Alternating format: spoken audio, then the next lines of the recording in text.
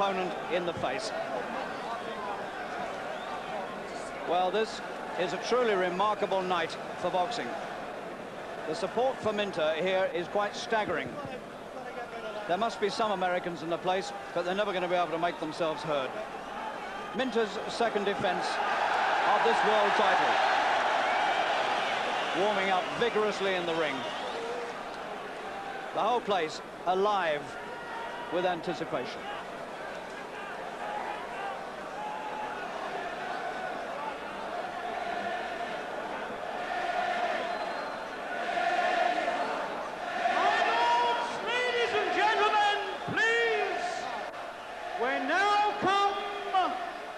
To the main event of the evening. This is a contest of 15 rounds, 3 minutes each round, to decide the undisputed middleweight championship of the world, sponsored by Death Trucks. Presenting from Crawley, England, the champion,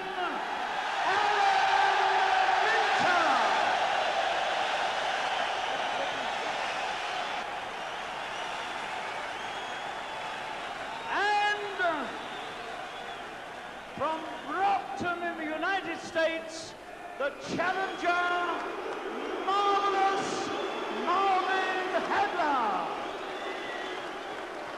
My lords, ladies and gentlemen, this match was made at 11 stone 6 pounds, and at the weigh-in today, Minter scaled 11 stone 5 3/4 pounds, Hagler 11 stone 6 pounds exactly. Your referee for this contest is Mr. Carlos Berrocol of Panama.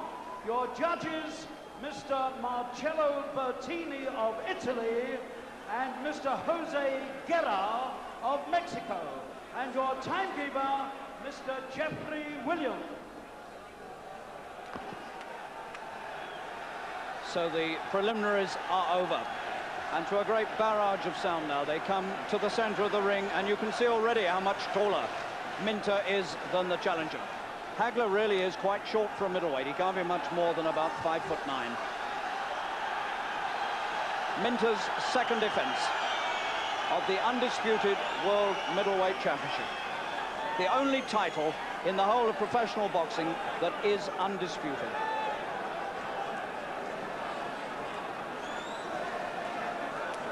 Hagler must face Minter and the crowd. The shaven-headed American challenger, known early on in his career as the Toy Bull. Clearly a dangerous opponent, and Minter is going to be the governor from the start if he can make it.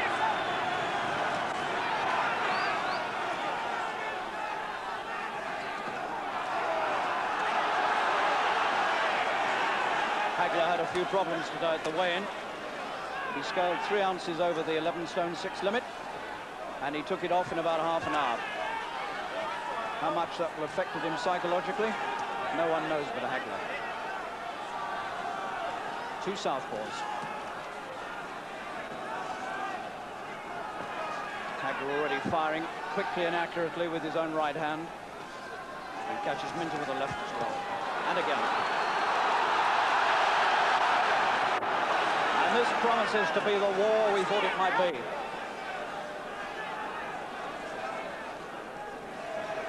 Hagler is said not to be so good if you get him under pressure.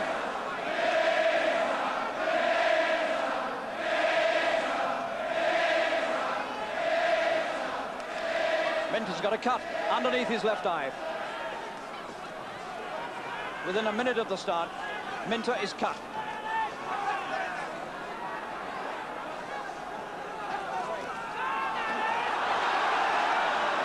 So the accuracy and the stinging effect of Hagler's punching is already apparent on the champion's face.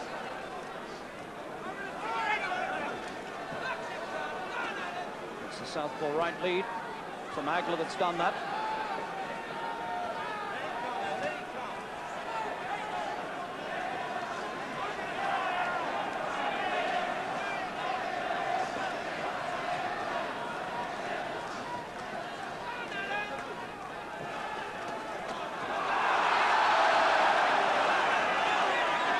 And these two have got down to business very, very quickly.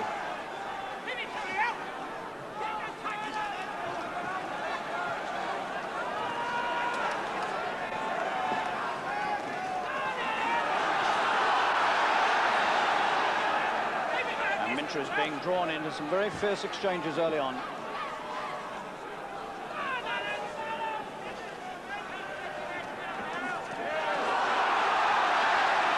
Hagler has come for the title he believes he deserves.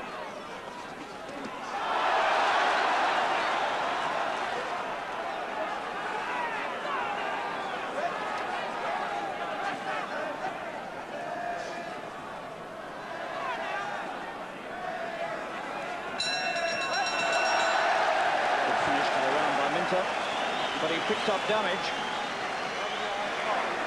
in the first minute, and it looks to me as though he might have a second injury, as well as the one underneath the left eye. So, the champion, after only 3 minutes, needs somewhat urgent attention in that corner, and that's entirely due to the sharp and accurate punching of the challenger Hagler. The shaven-headed challenger from Brockton, Massachusetts, which of course was the home of the late and great Rocky Marciano. Born in the slums and ghettos of Newark, New Jersey, he moved to Brockton, Massachusetts when he was 16 years old. Now Minter, marked underneath the left eye, and there may be damage elsewhere. Don't try to fucking settle down. Second round, round 2.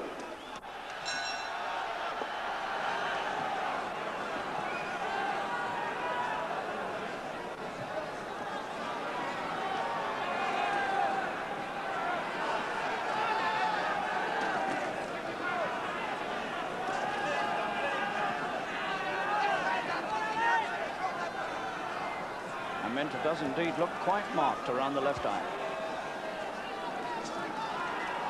This is his old trouble, but he hasn't suffered from it lately. It just shows the immensity of the performance in front of him.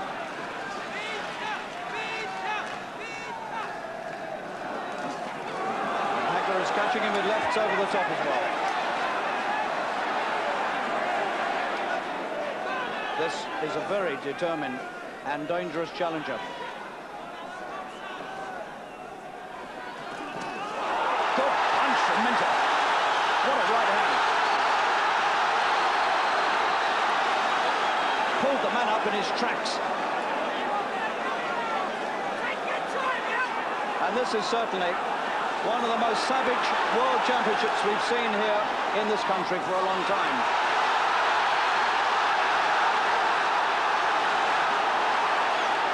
This is a fight to a finish, and that finish is never going to be 15 rounds away at this rate. Never. Minter bleeding. Bleeding from the nose. And these two have felt the weight of each other's punches already.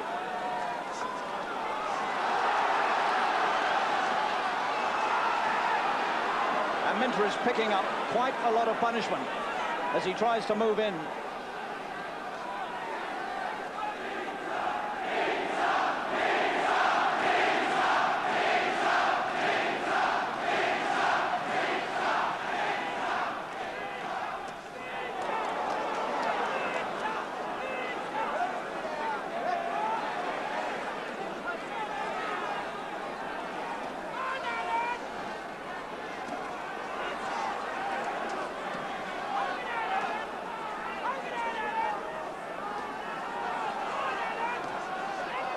Right eye beginning to look red as well.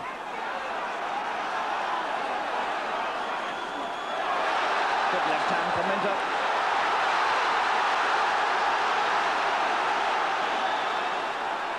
And this pair really are launching the most savage attacks at each other. And we're only 6 minutes into the fight.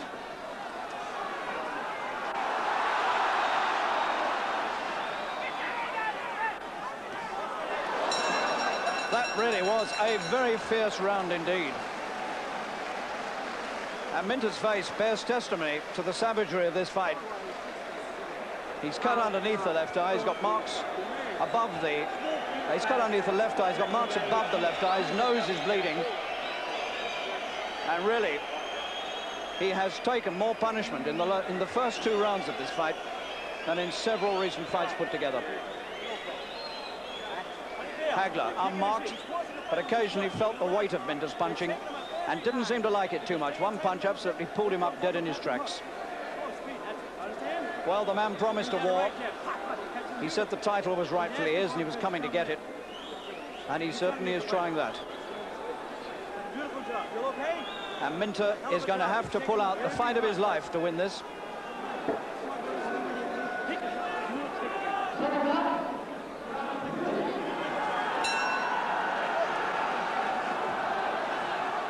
Minter now got a mark underneath the right eye, one underneath the left eye.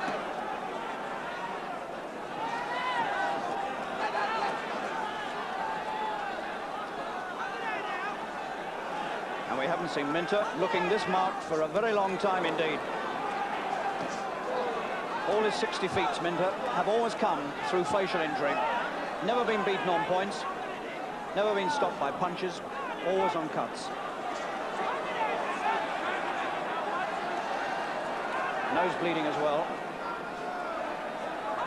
And Hagler is looking a very sharp and dangerous puncher.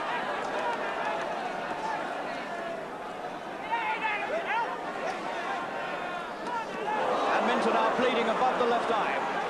So that's the 3rd one that's appeared. Hagler's head rubbing in against him. Carlos Berrical, the Panamanian referee, having trouble keeping them apart.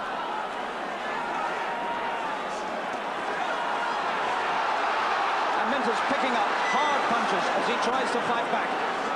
He's being forced into a real war. He's smothered in blood, Minter, and he's in desperate trouble in the 3rd round.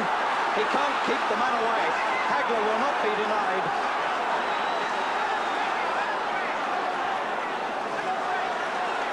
And Minter's left eye is in real trouble, and the referee stopped it so that they can have a look at it. It is a really very bad cut over Minter's left eye, and it stopped. It stopped in the 3rd round, and Hagler's on his knees, acclaiming his victory. He said he was the rightful champion, and he's won it in 3 rounds. And people are throwing beer cans. One's landed on me. Beer cans are being hurled in all over the ring. There's a fight started over Hagler. Somebody's attacking him. And there is chaos here, absolute chaos. I'm smothered in beer, so are all my colleagues around me. And people are trying to attack Hagler. Police are trying to move into the ring to protect Hagler. Oh, I've been struck on the head by a bottle. And this is the worst scenes we've ever seen at Wembley in any boxing ring in this country. It's absolute chaos. The crowd are mad with this.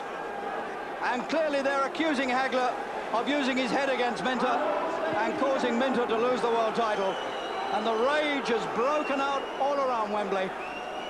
And these scenes are a shame and a disgrace to British boxing. But there it is, that's what's happening. And we've all taken our share of it around the ringside, I can tell you.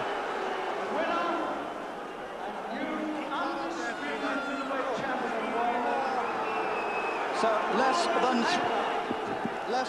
less than 3 rounds it took for Hagler to win. A hand round Alan Minter, please. And after that, all hell broke loose at Wembley. It was not pleasant, I can tell you. Minter smothered in blood. You can see from the towel the state he's in. Both his eyes suffered in that onslaught from Hagler. Well, there was a bit of rubbing of head. But believe me, the first cuts were started by punches because Hagler was a very, very determined, aggressive and indeed vicious challenger. And so, Britain has lost one of our world champions, the undisputed world middleweight champion. Alan Minter leaves the ring a loser, no longer champion. Hagler's already gone, escorted by police. And these are sad and shameful scenes.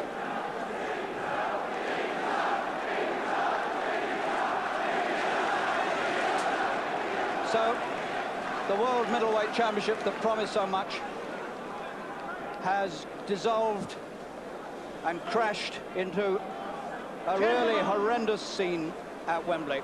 This thing Bottles thing and thrown cans into the ring could have were being killed hurled somebody. full of beer I think those from all parts around the responsible ringside. should be And even as I ashamed of speak, themselves. people behind me are yelling abuse into the No ring matter what goes at that on, finish. That was disgusting. A British boxing crowd wasn't able to accept defeat. And even the MC now has made an announcement to the crowd that the behaviour has been disgusting. And I echo that.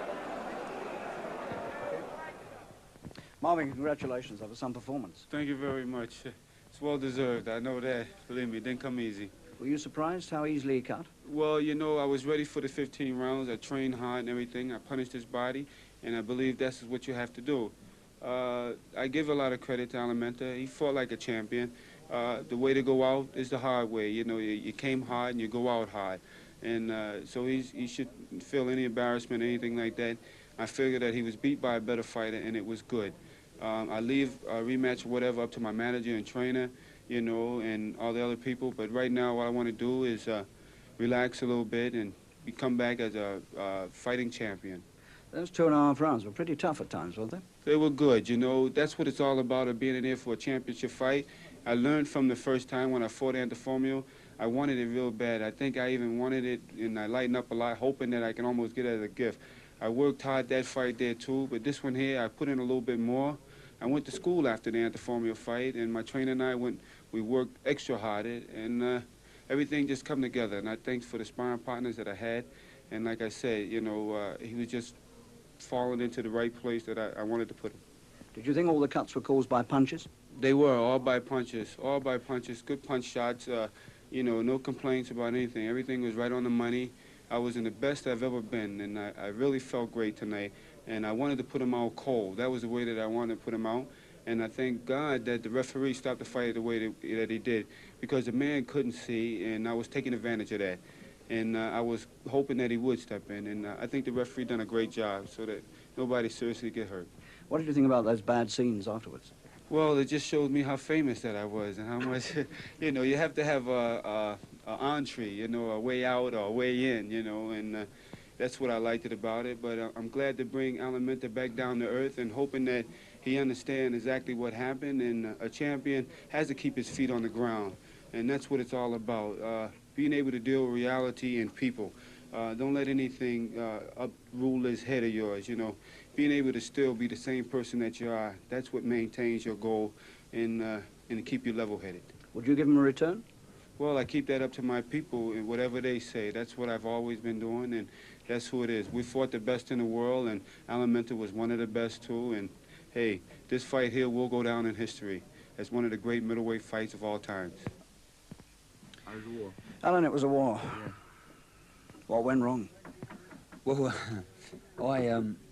for a start, I never boxed the planes. I mean, as I've just said, you know, I've gone for whatever fight. See, all through my training sessions, and not just my cornerman, but other people were saying to me, whatever you do, do not get involved with this guy for the first 5 or 6 rounds, or even 7 rounds. Then go start pressing forward and go and try and take him out. The first round, I gone out like a lunatic to try and get him. I caught him in the second round, and he was as fit and as strong as me in the early stages, and I just blew it, really. I think it was definitely my fault for having a fight with the guy. Because you were getting cut so early on, weren't you? Well, this is the problem. You know, I got a cut early, and you know, mentally you think you know your cut, you don't know how bad it is, and psychologically you think, right, I'm cut, and I've still got 14 rounds to go. I could see if I can take him out, and that's what enters your mind. You know, if I never got injured, maybe I would have kept it at long range. I don't know. The mood I was in tonight, I think I would have had a fight with anybody. You know. How many stitches are in there, Doug? I don't know, Harry, to be exact, but there's about 15 in there, I think. The one over the left eye was the bad one at the That finish. was very bad, yeah. I mean, there was no possible way he could have continued with that because it was flapping open completely, and the obvious thing, I mean, with another 12 rounds to go, the obvious thing to do was to come out, you know. I mean, I stopped the fight. The referee called my attention to it, and as soon as I saw it, that was it. And it's gone. I mean, we've had a wonderful job done it, and it's all gone back beautifully, and I'm sure everything will be okay. We'll have no problems. But we had to come out at that stage. We couldn't have gone on for another 12 rounds with that cut. You see, Alan's being very honest about it and saying, well, I fought the wrong sort of fight, I shouldn't have Harry, done I- it, but, I mean, you must yeah. have been telling him to do something different. Yeah, well, you see, you know, Alan's quite right to say what he says, and that's the way he feels, you know, but, you know, we must say this. I mean, the first couple of punches that were delivered in this fight, Alan got cut.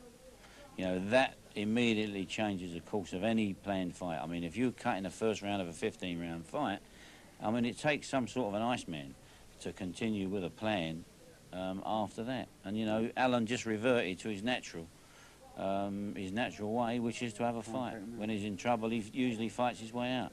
It just never come off this time. Now, all those bad scenes afterwards, a lot of the crowd clearly kicked up a fuss because they thought his head was involved. Now, did you think so? Well, he clashed heads with me a couple of times, and I got him back to the corner. I said, he's nuts doing me. But as his head was doing me, so he was throwing punches and they were landing in the same place as his head.